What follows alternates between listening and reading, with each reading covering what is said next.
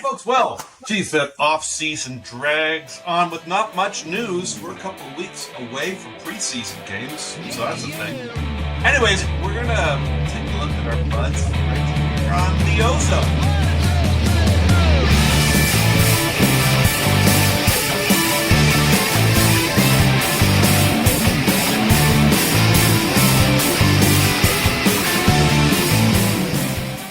Hey folks, welcome to the OZone. That's Coach, that's Katie, and I'm the Devo. We're here to talk all things Leafs.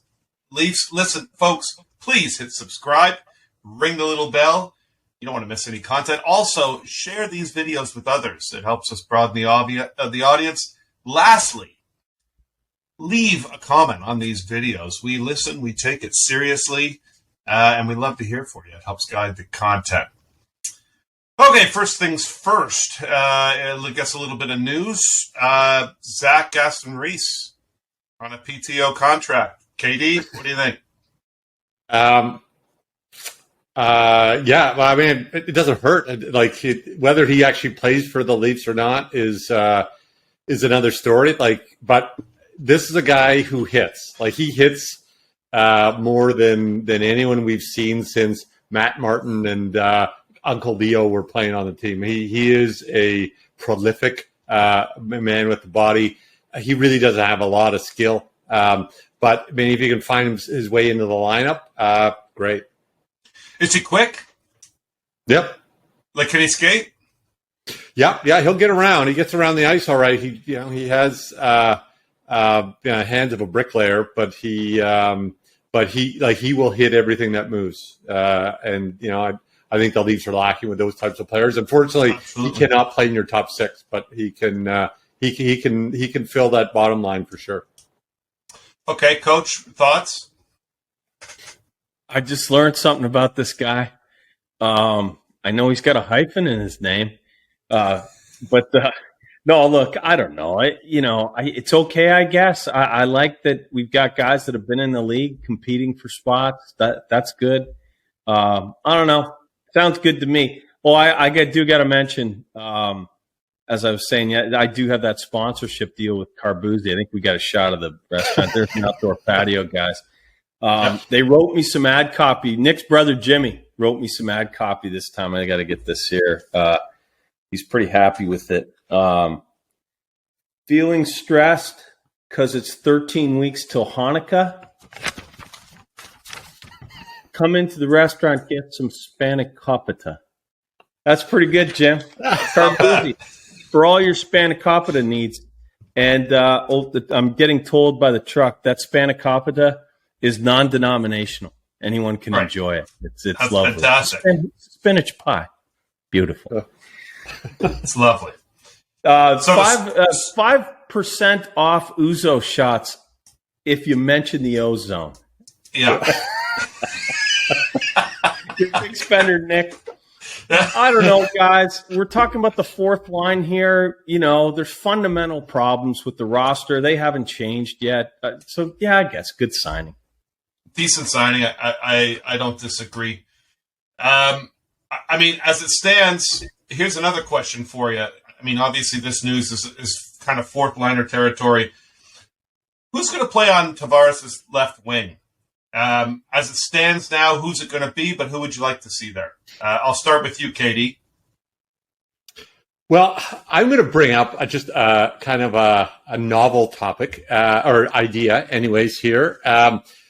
I don't know if you really have anyone who could play on that top six other than Kerfoot. Really anyone who's talented enough to go in and play now. So when you look at the line last year, their production was fine. Everything was good, but they were lost in their own end. So you have a potential, superstar, former superstar center who's having problems with his responsibility in his own end, based mainly on foot speed. You have a very talented right winger who really doesn't care in his own end. We've shown his lack of effort in his own end. And then we have another winger, a left winger, who's not as good offensively, who actually is responsible in his own end, but plays like he doesn't trust anyone else. So he's out of position because it looks like he's chasing the game a little bit. What happens if we flip those two? What happens if we put the responsible guy with the foot speed to play center in his own end and let Tavares work off the wing? Maybe that's an idea to reduce a little bit of the friction in your own end and to keep the same line together to produce it offensively. Interesting take. Worth trying something. Yeah, offensively, they're putting up the numbers. They can't seem to stop anything. Coach, what do you think? I think it's Kerfoot to start the year, at least to go into camp, because, there isn't another option. You could look at a guy like Nick Robertson maybe, but, Kerfoot isn't the problem defensively, as you just said, Kev. Is Nick Robertson going to be any better than Kerfoot defensively? Is he going to be any better offensively? I don't know. That seems like a stretch to me. But I think Kerfoot gets moved because you got to sign Sandin. You got to capitalize on that asset. So then I'm not sure. I'm on it. It might end up being Robertson because I don't think you can take much back for Kerfoot. It's a salary dump. It's either him or Hall because we talked about this 1,000 times, right? Yeah. But Devo, who I want to see on the left wing on Tavares' line is John Tavares. John Tavares. I'd like a center to step in that can play, that's younger, that has some wheels. I think Tavares would be a terrific winger. That's another part of the problem here, though, is you can't afford that center either. It's inherently flawed. I still think you got to move a big piece and shake some stuff up. But look, it is that's what we have right now. Yeah. In terms of Tavares coming into this season, I read a few things about him this offseason. He says he's feeling a lot better than he did this time last year. I think he still had some cobwebs from that injury. Maybe he has a better start to the season and gets a little bit of confidence and gets some momentum going. I guess we'll see. Listen, as a Leafs fan, and most of the folks who are watching this probably are, you get things coming through your news feed on your phone all the time. Some of it's okay, but gosh, there's a lot of noise out there, and most of it gets recycled. So, fellas, I want to review a few things that popped up in my feed recently. I want to get your thoughts on them. The first one comes to us from none other than Alex Hobson of the Hockey Writers here. I actually like reading the Hockey Writers quite often. They got some good guys here, but this particular piece sort of jumped out at me, and that's why I want to raise it today. This particular piece is called Kyle Dubas Protecting Hull in Expansion Draft is His Worst Move. Now, I know Hull is the whipping boy of the last couple of years. There's always one. Leafs fans love to jump on one guy. And that, for whatever reason, it's Hull right now.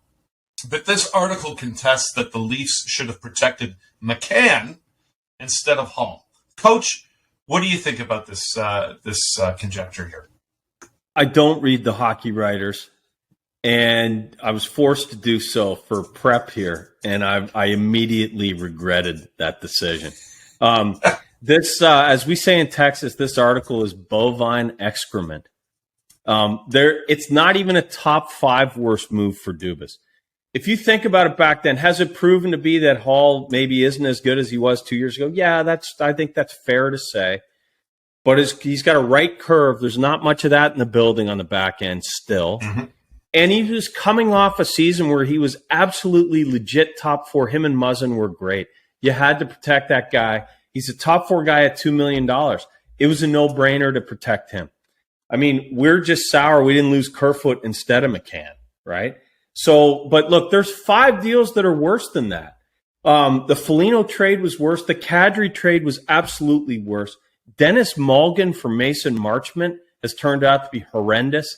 The Nick Ritchie signing wasn't any good either. He did get himself out of that.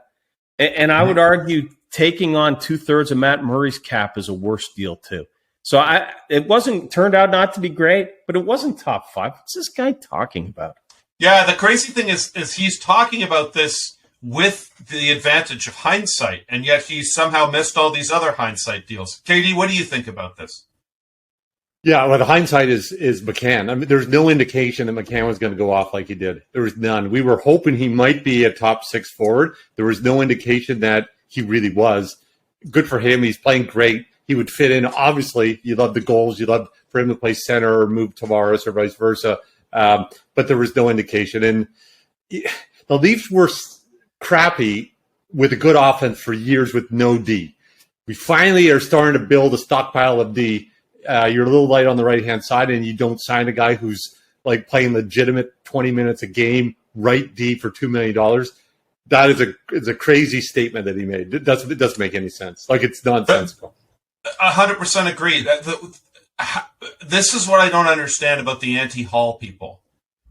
If you're against for the Leafs having Hall in the lineup, then you have to be against Dubas, because when they made this move, which had McCann get taken in the expansion draft, Hull was the only guy other than Timothy Liljegren, who was a big question mark going into last year, who had a right-hand curve on his stick.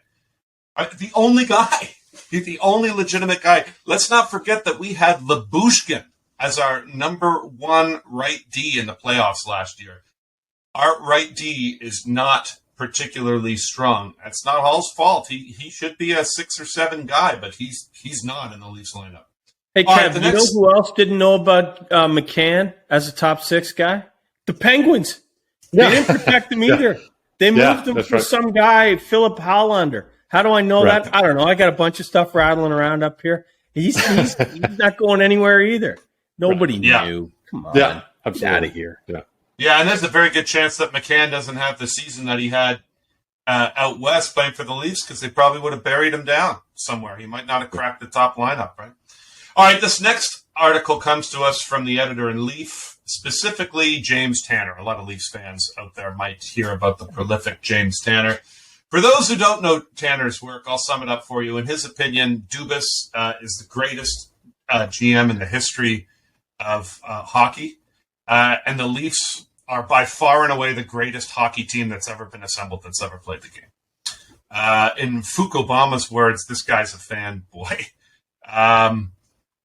But in this particular piece that I'm going to put up here, no need for the Maple Leafs to sign any other free agents. I'll be honest, this Tanner article is not really as offside as typical to me, at least the way I read it. I think there's a ton of fourth liners fighting for spots, as we talked about in the last segment there. I wanted to get your take on it, fellas. We'll start with you, KD. What do you think about Tanner's assessment? Apparently Tanner used to write propaganda for the Chinese Communist Party before he came over to write for the Leafs. But he's pretty pro-Leaf, which is, maybe it's good with the Leaf Nation kind of turning on ourselves on a regular basis. So kind of maybe nice to have someone with the rose-colored glasses. But he's expecting, if he's right, he's expecting the goaltending to be really solid to better than average. He's expecting Liljegren and Sandin to ascend into top 4 roles. If that happens, God bless them.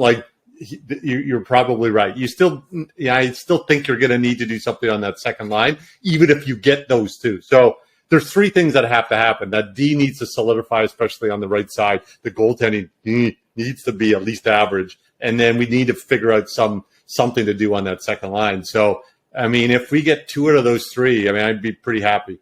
Pretty happy. Yeah. Yeah, he's pretty much saying that all that's good. There's no point in signing anyone. We don't have any cap space, so everything they're going to be doing is on the fourth line. Coach, what do you think? I can't read this guy either, but hey, you mentioned our buddy Fook Obama. Mm-hmm. I think he put in one of the comments, his first name actually rhymes with luck, so I believe he pronounces it Pahuk. Oh, okay. Yeah. Anyway, I don't know. I'm going to go with Rodney King says, can't we all just get along? That's fine. He thinks he's the best GM ever. I thought he should be fired. But, we don't have room to sign free agents anyway, so no big deal. Well, there you have it, folks. Sandin is unsigned, but things will likely start shaping up. This training camp's only 2 weeks away. We'll start ramping stuff up here, too, right here on the OZone.